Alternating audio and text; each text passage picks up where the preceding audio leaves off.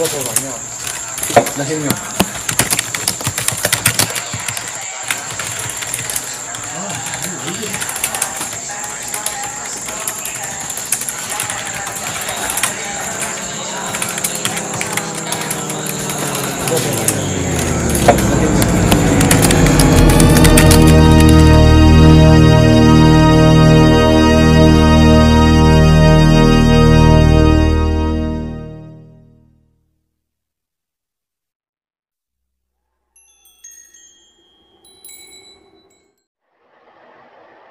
Assalamualaikum warahmatullahi wabarakatuh. Hai, halo. Bagaimana kabarnya? Mudah-mudahan baik-baik saja ya. Baiklah, pada kesempatan kali ini saya akan membahas bagaimana atau apa saja yang dilakukan oleh guru bimbingan dan konseling. Ini adalah beberapa instrumen, yaitu daftar kekayaan belangko BK. Instrumen itu berarti alat-alat ya, alat-alat yang digunakan oleh guru BK dalam pekerjaannya. Jadi sebenarnya dilakukan BK itu banyak sekali. Cuma orang-orang melihat itu kelihatannya kok santai, duduk-duduk saja. Sebenarnya enggak. Sebenarnya banyak sekali yang dilakukan oleh guru BK dalam menghimpun data seluruh siswanya. Jadi kalau dulu itu ada yang menyebut bahwa BK itu bank data, data seluruh siswa itu ada di BK, data siswa, data orang tua, itu semua itu ada. Kalau Anda lihat mungkin di ruang BK banyak sekali kumpulan dokumen-dokumen itu tersusun sedemikian rupa banyaknya di lemari atau di rak. Ada yang berupa laporan-laporan, itu seluruhnya adalah dokumen atau instrumen yang dilakukan oleh guru bimbingan dan konseling. Jadi saya akan memperlihatkan apa saja peralatan oleh seorang guru BK itu apa saja dalam daftar kekayaan belangko BK ini ya, instrumen-instrumennya apa saja. Tapi sebelumnya, bagi kamu yang belum subscribe, silakan subscribe dulu ya. Subscribe, nyalakan loncengnya untuk langsung mendapatkan notifikasi. Lalu, tolong klik like ya. Dan kalau kamu suka, tolong bagikan informasi ini kepada siapapun. Baik itu kamu adalah siswa ataupun Anda adalah seorang guru, terutama juga guru BK. Dan berikanlah komentar untuk video ini. Jika ada pertanyaan, silakan ditanyakan di kolom komentar. Atau saran untuk video selanjutnya yang akan dibahas, Anda minta dibahas apa, silakan tuliskan di kolom komentar. Silakan cek jika Anda sudah subscribe, nah, tulisannya akan berubah abu-abu, tulisannya di subscribe ya. Kalau Anda belum subscribe, tulisannya masih subscribe merah. Jangan lupa, subscribe itu gratis untuk perkembangan channel ini dan insya Allah bermanfaat untuk Anda semua. Baiklah, ini akan saya bacakan daftar kekayaan belangko BK. Yang pertama ada angket siswa. Nah, angket siswa itu berisi data seluruh siswa. Biasanya diberikan pada saat kelas 10 ya. Itu berisi tentang data Anda, orang tua, data akademik, nilai rapot, hobi, alamat, semuanya ada di sana. Jangan lupa pastikan Anda menyertakan nomor telepon di situ. Nomor telepon Anda, nomor telepon orang tua, semuanya di situ. Mengapa? Karena angket data siswa ini untuk melihat data siswa bila diperlukan. Contohnya, bila ada beasiswa. Beasiswa nanti guru BK akan melihat di situ, oh gaji orang tua apa, berapa, pekerjaan orang tua apa. Nah, kalau Anda tidak mengumpulkan data itu, nanti kalau Anda tidak dapat beasiswa, salah siapa? Lalu ada nomor telepon, cantumkan nomor telepon yang asli ya, jangan nomor telepon yang palsu atau ganti-ganti. Nanti kalau tiba-tiba ada beasiswa, baik dari pemerintah maupun dari lembaga sosial, swasta, Anda nggak bisa dihubungi, repot nanti ya. Tolong cantumkan nomor telepon asli, nomor telepon Anda dan nomor telepon orang tua yang tetap ya, jangan ganti-ganti. Baiklah, yang kedua ada catatan anekdot kelas 10, 11, 12. Nah, lembar catatan anekdot ini biasanya juga disebut lembar observasi, catatan wali kelas, juga ya rekam siswa juga bisa. Jadi itu berisi kejadian sehari-hari, catatan sehari-hari siswa. Contohnya kalau ada yang terlambat, catat di situ. Ada yang sakit perut, izin pulang, catat di situ. Semua berisi tentang rekam kejadian ya. Istilahnya ini bisa dipakai untuk sama saja dengan di kedokteran ya. Itu ada namanya rekam medik. Ada namanya rekam medik ya. Itu ada riwayat kamu periksa di situ sakit apa itu mulai dari tahun-tahun lalu. Nah, kalau catatan anekdot kelas 10 ya berisi saat kelas 10. Kelas 11 catatan kejadian waktu kelas 11. Yang kelas 12 juga gitu, catatan kejadian kelas 12. Ini nanti terkumpul dalam satu map, terkumpul dalam satu folder atau clear folder atau snack helter. Nah, itu tergantung dari guru BK sekolah masing-masing. Kalau yang sudah kelas 3 atau kelas 12 pasti terkumpul itu. Semua catatan kejadian mulai kelas 10, 11, 12. Itu untuk melihat rekam jejak siswa ini ya. Maksudnya bukan rekam jejak di perguruan tinggi yang biasa saya bahas, bukan. Tapi rekam riwayat kejadian. Contoh, pernah terlambat, pulang tanpa izin, lompat pagar, semua ada di situ. Nah, ini berguna untuk sebagai guru BK, wali kelas ingin melihat catatan kejadian riwayat.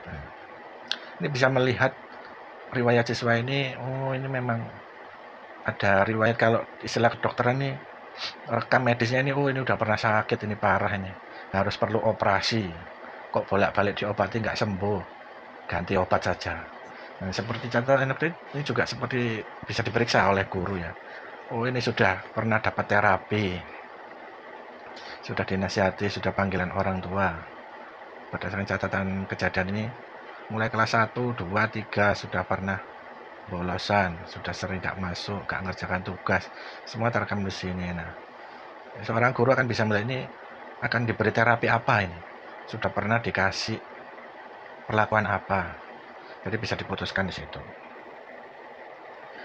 Langsung saja saya lanjutkan ketiga, multiple intelligence. Ini adalah kecerdasan berganda, kecerdasan multiple, kecerdasan majemuk banyak. Itu yang kita punya itu ada 8 ya, meskipun dalam kemajuannya seiring perkembangan zaman itu bisa 9 atau 10. Jadi kalau kita singkat berdasarkan teori kecerdasan Gardner itu ada 8 ya. Slim and Bill. S-nya itu spasial, L logika matematis, I intrapersonal, M mekanik, N natural, B body linguistik, I interpersonal, dan L linguistik bahasa. Nah, itu ada kecerdasan yang lain. Ini untuk mengungkap kecerdasan siswa itu di bidang apa saja, 8 itu melalui angket. Ini sudah pernah kita lakukan bertahun-tahun. Nanti suatu hari kita akan bahas khusus mengenai multiple intelligence. Kalau ada siswa yang bertanya berdasarkan hasil angket, saya kecerdasan saya natural Pak, saya harus apa? Kalau natural berarti Anda senang melihara hewan, tanaman, Anda punya kecenderungan ke sana. Maka mungkin nanti Anda bagusnya di pelajaran mungkin biologi, nanti kuliahnya mungkin bisa lanjut di IPA, atau agribisnis. Nah, itu bisa Anda ambil jurusan kuliah agribisnis seperti kakak kelas yang kelas 12 itu ya. Dan Anda bisa lanjut di pekerjaan apa, contohnya di lab, di alam, menanam tanaman sayur atau buah, itu bisa. Lalu selanjutnya need assessment. Nah, need assessment ini juga terbagi 3 ya, kelas 10, 11, 12. Need assessment berupa asesmen kebutuhan.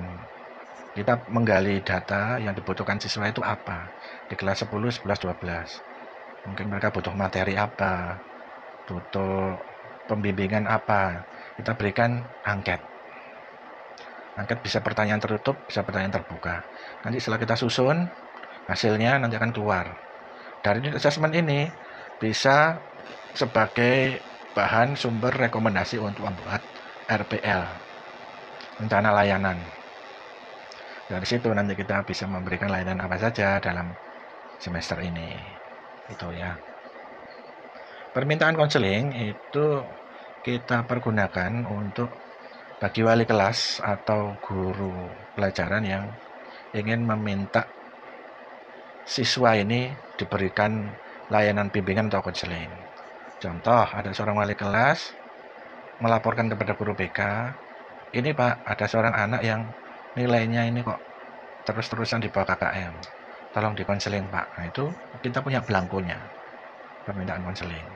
Atau siswa ini sering tidak masuk Pak, namanya ini kelas nomor absen ini. Nah itu dari wali kelas atau guru mata pelajarannya memberikan ke BK angketnya tadi, formnya. Oke, nanti kita panggil anak tersebut untuk memberikan layanan bimbingan dan konseling. Permohonan nilai susulan, nah ini sudah kita bahas dalam video sebelumnya, atau kita sebut form perbaikan nilai, atau disebut juga dengan kartu HER atau kartu remedi. Sudah kita bahas ya di dalam video sebelumnya. Sosiometri ya, ini juga menarik nih. Sosiometri itu adalah sebuah aplikasi atau sebuah program yang dipergunakan untuk melihat hubungan sosial peserta didik dalam satu kelas.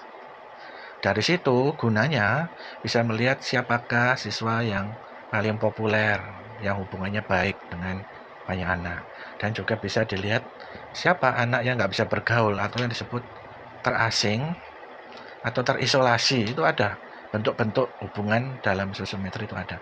Suatu hari kita akan bahas ya, insya Allah kita akan bahas karena ini menarik untuk guru dan juga untuk peserta didik itu sendiri. Ada surat izin atau pemberitahuan ke kelas. Nah, surat izin itu berguna ketika saat pelajaran berlangsung, ini ada siswa yang terlambat. Siswa yang terlambat berarti dari pintu gerbang, dari pos sudah dicatat terlambat kenapa, rumahnya di mana, nama siapa, siswa, kelas. Lalu mereka dikirim ke ruang bimbingan konseling. Atau bisa saja dikirim ke guru piket sih, bisa. Lalu dibuatkan surat izin masuk. Nah, dari situ akan terlihat, loh anak ini kok sering terlambat. Nah, bisa direkomendasikan, dirujuk untuk mendapatkan layanan bimbingan dan konseling itu. Lalu yang kedua, bisa juga ada telepon dari orang tua menyatakan bahwa anak ini tidak masuk karena sakit, tiba-tiba sakit atau kecelakaan, naudzubillah ya. Itu langsung diberitahukan kepada siswa, kepada gurunya untuk diberitahukan kepada guru pelajaran yang sedang melangsungkan pembelajaran di dalam kelas, sehingga guru yang mengabsen atau sekretaris kelas bisa mengabsen bahwasanya ada anak yang hari ini tidak masuk karena izin sedang sakit. Itu jadi tidak terdeteksi atau tertulis sebagai alpa atau membolos. Itu ya. Atau bisa juga surat izin ini mengizinkan siswa untuk pulang, umpamanya ada orang tua yang menjemput. Nah, ini bisa berhubungan dengan nomor 9, surat panggilan. Kita memanggilkan siswa. Mengapa dipanggil? Karena orang tuanya menjemput, katanya anak ini tadi sakit di kelas, kok muntah-muntah. Nah, setelah kita memberikan surat panggilan, lalu anak ini diberi surat izin, form surat izinnya diberikan ke kelas. Lalu anak ini pulang, sehingga form surat izin tadi bisa memberitahukan kepada guru bahwasanya anak ini sedang sakit. Itu ya. Baiklah, sudah 15 menit berlangsung. Saya kira ini adalah yang sesi 1 ya. Kita akan membahas yang lainnya dalam video berikutnya. Oke. Terima kasih. Jangan lupa untuk tetap berlangganan channel ini dengan cara mengklik subscribe, like, dan nyalakan loncengnya. Dan jika dirasa bermanfaat, silakan membagikan video ini, semoga menjadi amal jariah kamu. Jika ada komentar atau permintaan tentang video yang sedang diunggah di YouTube ini, silakan bisa ditanyakan atau berikan saran video apa yang sebaiknya dibahas. Itu saja, terima kasih dari Daniel Yuda Kumar YouTube channel. Assalamualaikum warahmatullahi wabarakatuh.